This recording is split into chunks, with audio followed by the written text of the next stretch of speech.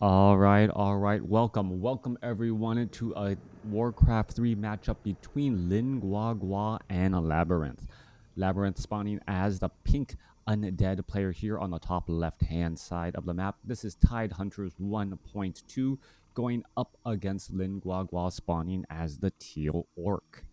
Orc versus Undead in a 1v1 matchup. Gonna go ahead and speed things up to the 8 times speed. Let's take a look at what hero it is gonna be. Blade or Farseer, perhaps? No, it is gonna be Blade Master. No War Mill as of yet. Going up against another Lich first. I say another Lich first as I recently classed a Lich first game with Happy. Not something you see very often, but Lich first does have some promising strategies as that Lich is able to just dish out and deal so much damage early on. However, this is an versus an Orc matchup, so I do expect him to get Frost Armor as that second ability to try and mitigate some of the damage that is most likely inbound on that Blade Master. Speaking of an inbound Blade Master now inbound coming across this expansion attempt with that Lich already. He's going to be taking quite a bit of damage as that Murloc will be stolen experience. Going to go ahead and be given there. Now going after that Ziggurat there. Ziggurat already down to dead.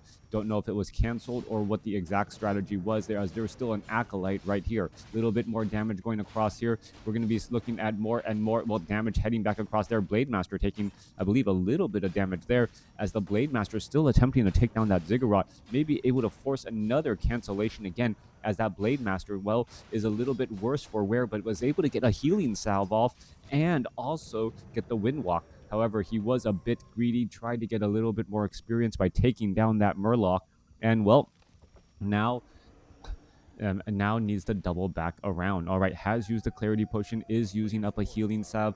The Blade Master is purposely staying nearby next to this Lich. Meanwhile, the Ziggurat here is already at half hit points and is now halfway done. Blade Master, however, taking this opportunity to instead go after a difficult creep camp here, taking down that Ogre Magi. Don't know how much damage he's really going to be able to absorb. He does have Claws of Attack +5. I believe they were purchased from that marketplace, as this Ogre Magi will get taken down. All right, a bunch of auto attacks, picking up a potion of greater mana, and now looking to back away once more. No more healing salves. Blade Master down to 266 hit points. Will have to stay there until he buys a little bit more. Meanwhile, in the base of Labyrinth, you can see more Acolytes will be trained. We need to see a Nerubian Tower inside the main base as well, as the Lich finally does get to level 2 and now has access to Frost Armor. Frost Armor incredibly important to slow down that Blade Master by, well, making his auto attacks a bit weaker and also giving a bit of additional armor. All right, what is he doing there? He's purposely leaving behind a mantle of intelligence, doesn't want to sell it, knowing that a follow-up Shadow Hunter will most likely enjoy the benefits of that item. All right, there goes a Murloc there. Ring of Protection +3, giving that armor, well, nearly 7 armor, or giving that Lich nearly 7 armor now, as he cleans up the remainder of the experience here. Now, this is important for the Lich. If the Lich can clear out more and more creeps around the Orc base, that Shadow Hunter will have a harder time getting to level 2, hence level 3. And anytime you're able to take away experience from your opponent, just by making it more difficult for your opponent to creep, it is still some sort of a resource advantage for you. Tech to tier 2 should have begun. Yes, it has. Labyrinth now teching the tier 2 here doesn't have any Nerubian Tower, surprisingly, as the Nerubian Tower, the lone Nerubian Tower, sitting at the northern expansion.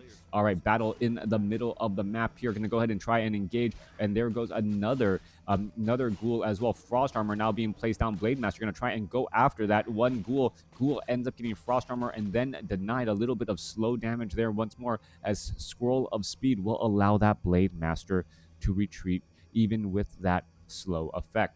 All right, a little bit more damage onto that, onto that grunt, as the ghouls test the waters. The Lich really wants to try and get to level 3, but has not been able to do that.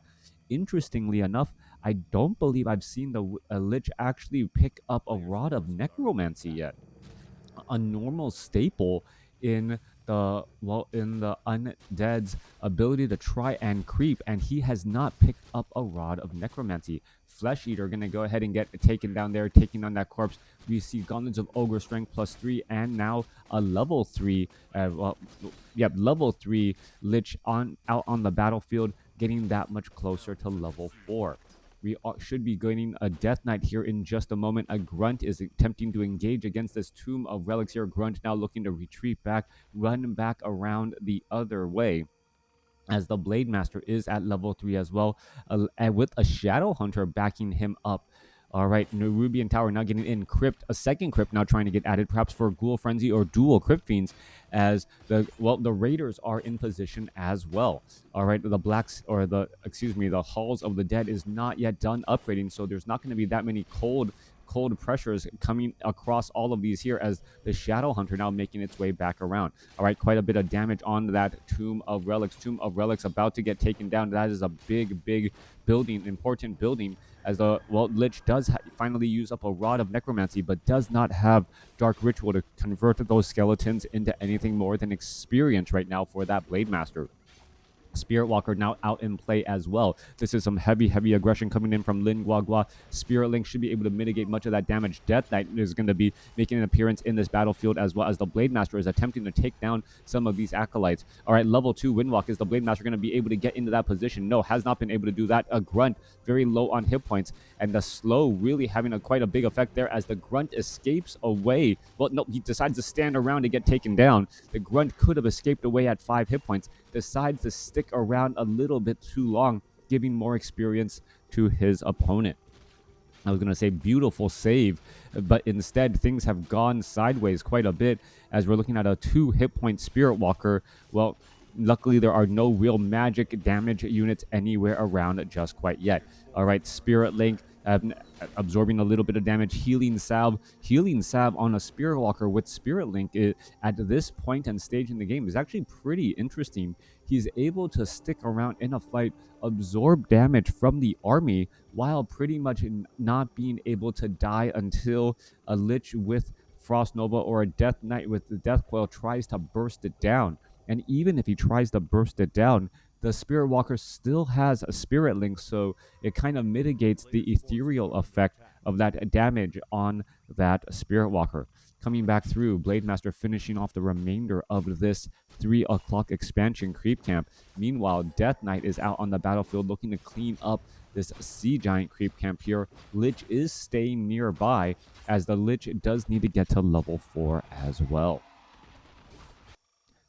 Blade Master, Shadow Hunter, level 3, level 2, going up against a level 3, level 1.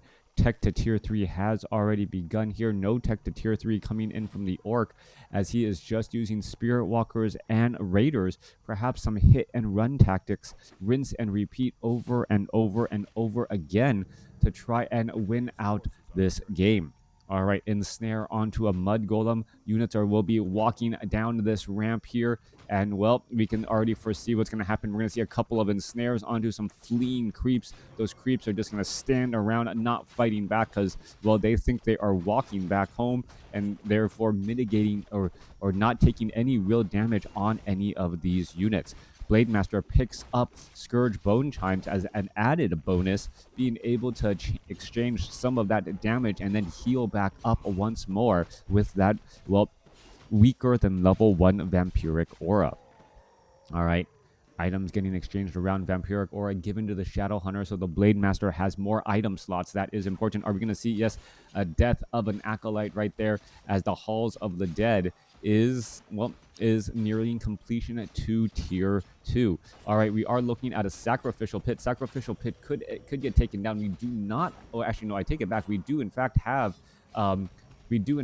Pillage, and that is going to be giving additional gold to the Orc army there, as the Blade Master now trying to engage here. Spirit Link casting back across as well. Blade Master trying to finish things down. Another, Tomb of Relics getting taken out, as the Raider down to 65 hit points, going to try and retreat. Blade Master continuing to fight here. Acolytes are repairing as well. That is a lot of damage. Death Knight going to fall at level 1, but a Raider does get taken down as well. That Frost Armor really making a big effect here, as the units are all trying to retreat back. But after all of that, they're losing a handful of raiders. Is this a really strong trade? Taking on a couple of obsidian statues could be a big effect, as well as that obsidian statue. Well, that obsidian statue is the glue that keeps the undead army together. All right, trying to finish more things off.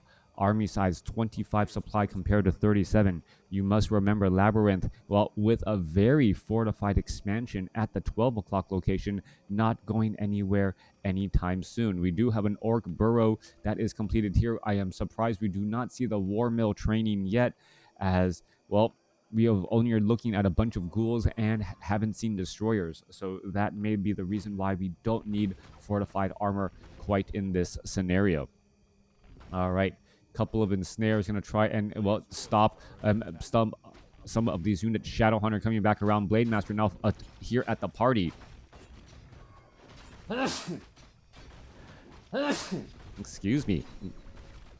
As the rock golem gets taken down, mud golem gonna fall as well. Blade Master now sitting at level 4. Shadowhunter sitting at level 3 with level 2 healing wave.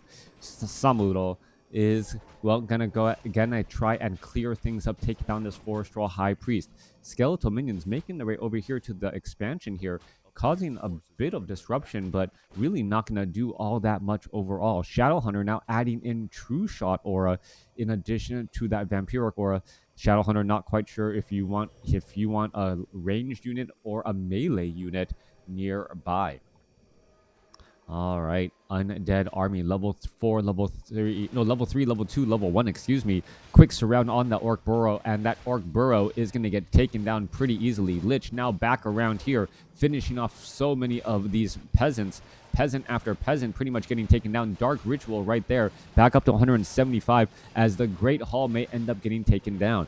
All right, Lin Guagua perhaps should have stuck to that hit and run strategy. Expanding now with a not well-defended expansion. Could go back to hurt him, as the destroyer is just devouring all of that spirit link. All right, more damage adding back on through. 64 supply compared to 37. Lin Guagua is in the driver, LabyRinth in the driver's seat of this game. But the Shadowhunter could easily finish off of perhaps a handful of ghouls, and suddenly, well, still a 25 supply advantage for LabyRinth, as that economic advantage is no joke. Death Knight still trying to chase after their Raider. Going to go ahead and Death Coil up his own Destroyer for the save there, as Spirit Walkers are now in serious trouble. Trying to go into the Ethereal form, not going to work once your opponent already has Destroyers in the air, as the double damage, if you try and transition over, not going to work out well.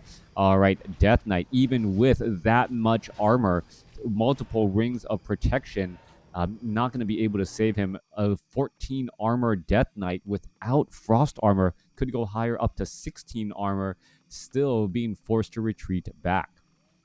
27 supply compared to 61. Rings of protection, trying to bait out your opponent to attack him, knowing that you have, well, 44% damage reduction, perhaps even higher when you have that Lich's armor, and then you couple it with the fact that, well, he has some sustain in the Obsidian Statue's heals and now a potion of healing. That Death Knight should not fall.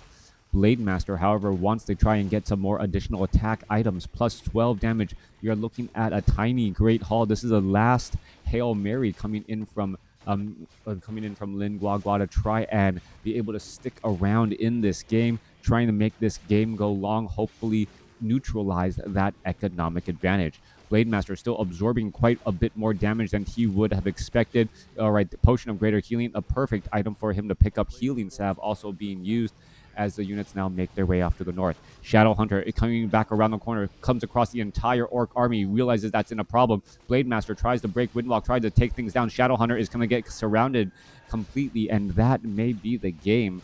There is the game right there. Lin Guagua has left, and, well, LabyRinth easily taking this game early on with this expansion off to the north, being able to, well, pull ahead with the economic advantage. Economic advantage turned into better items and, well, a larger army overall. Thanks for watching. Thanks for listening. Hope you guys enjoyed it.